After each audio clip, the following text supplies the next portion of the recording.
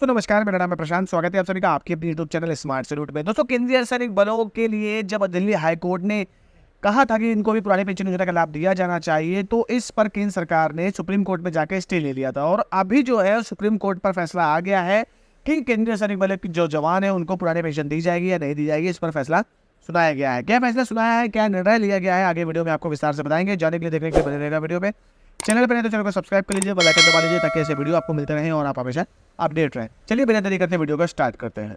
दोस्तों, केंद्रीय अर्धसैनिक बलों के उन 11 लाख जवानों और अधिकारियों को बहुत बड़ा झटका मिला है जो सुप्रीम कोर्ट से पुरानी पेंशन मिलने की आस लगाए बैठे थे।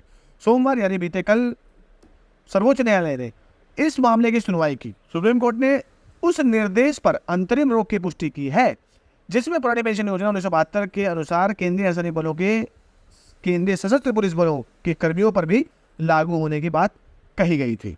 न्यायमूर्ति संजीव खन्ना, न्यायमूर्ति संजय कुमार और न्यायमूर्ति आर महादेवन की पीठ ने दिल्ली उच्च न्यायालय के आदेश के खिलाफ अपील करने के लिए भारत संघ को अनुमति देते हुए यह आदेश पारित किया है। इसके तहत प्रतिवादियों, सीएपीएफ कर्मियों याचिकाओं का निपटान उच्च न्यायालय के फैसले के अनुसार किया गया था।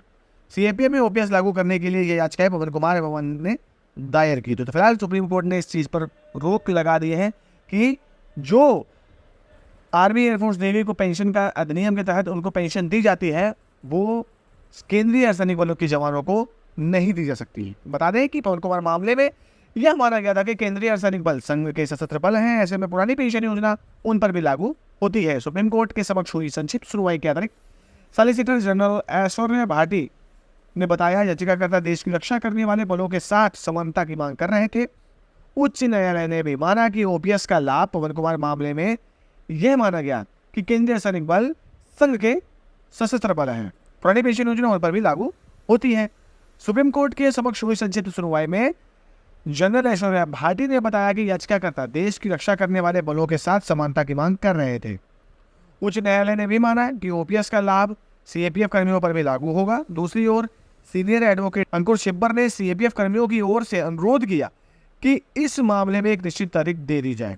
सुप्रीम कोर्ट ने उनके अनुरोध को यह कहते हुए अस्वीकार कर दिया गया कि मामला इतना जरूरी नहीं है, इसकी सुनवाई में कुछ समय और लगेगा। वे 6 से 8 सप्ताह बाद जल्द सुनवाई के लिए एप्लीकेशन मूव कर सकते हैं।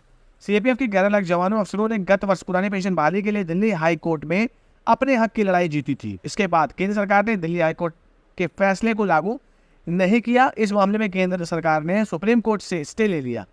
जब केंद्र सरकार ने स्टे लिया तब यह बात साफ हो गई थी कि सरकार सीएपीएफ को पुराने पेंशन के दायरे में लाना नहीं चाहती है, यानी कि सरकार पुरानी पेंशन सीपीएफ कर्मचारियों को देना नहीं चाहती है। तो सरकार जो है सीपीएफ को तो छोड़िए दोस्तों, सरकारी कर्मचारियों को भी पुरानी पेंशन का योजना का लाभ नहीं देना चाहती है।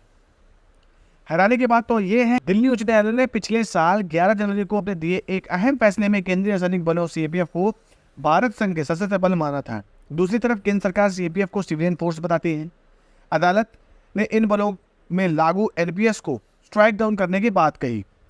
अब दोस्तों बात यही हो गई कि जब काम जो है वो पूरा सेना की तर्ज पर कराया जाता है और जब लाभ देने की बारी आती है तो बता दिया जाता है कि ये एक सिविलियन फोर्स है। तो मैं एक बात मानना चाहूँगा दोस्तों कि क्या अगर जो कोई सिविलियन पर्सन होते हैं तो जब कोई वो ट्रेनिंग करते हैं तो क्या उसमें कोई शपथ दिलाई जाती है या किसी प्रकार की शपथ होती है? ऐसा तो नहीं होता है, होता तो सिर्फ फोर्स में ही है। तो फिर किस हिसाब से बताया जा रहा है कि ये सिविलियन फोर्स है? लेकिन जब अब आदेश दे दिया गया है तो अब क्या कह सकते हैं, आगे बताते हैं। अदालत ने सभी बलों को एनपीएस में स्ट्राइक डाउन करने की बात कही। हाईकोर्ट ने अपने फैसले में कहा था कि चाहे कोई आज इन बलों में भर्ती हुआ हो या पहले कभी भी भर्ती हुआ हो, चाहे वो आने वाले समय में भर्ती हुआ, सभी जवानों को, अधिकारियों को पुरानी पेंशन स्कीम के दायरे में रखा जाएगा। सर्वोच्च न्यायालय ने गत वर्ष इस मामले में सुनवाई के दौरान कहा था, याचिकाकर्ता विशेष अनुमति याचिका में संशोधन भी कर सकते हैं और चाहे तो कोई नया दस्तावेज भी जोड़ सकते हैं। सीएपीएफ में पुरानी पेंशन का मुद्दा भी इसी चक्कर में फंसा हुआ है। 1 जनवरी 2004 के बाद सरकार ने नौकरियों में भर्ती हुए सभी कर्मचारियों को पुरानी पेंशन के दायरे से बाहर कर उन्हें एनपीएस में शामिल कर दिया गया। इसी तर्ज पर सीपीएफ जवानों ने सिविल कर्मचारी मानकर उन्हें भी एनपीएस दे दिया गया है। उस वक्त सरकार का मानना था कि देश की सेना, नेवी और वायुसेना ही सशस्त्र बल है। बीएसएफ एक्ट 1968 में भी कहा गया है कि इस बल का गठन भारत संघ के सशस्त्र बलों के रूप में हुआ था। तो फिलहाल दोस्तों खबर यही थी, सुप्रीम कोर्ट ने जो आदेश दिया है कि जो पुरानी पेंशन योजना सेना, एयरफोर्स, नेवी को दी जाती है वो केंद्रीय अर्धसैनिक बल के जवानों को नहीं दी जा सकती है। अब देखते हैं जो एडवोकेट अंकुर छिब्बर हैं, जैसा कि उन्होंने फिर से बताया कि अभी वो एप्लीकेशन फिर से मूव करेंगे। क्या खबर आएगी, क्या नियम, क्या लागू होगा, आगे क्लियर हो जाएगा। फिलहाल खबर यही थी। मेरे द्वारा दी गई जानकारी अच्छी लगी तो प्लीज़ वीडियो को लाइक शेयर कमेंट जरूर करिए। मिलते हैं अगले वीडियो में, तब तक के लिए जय हिंद, जय भारत।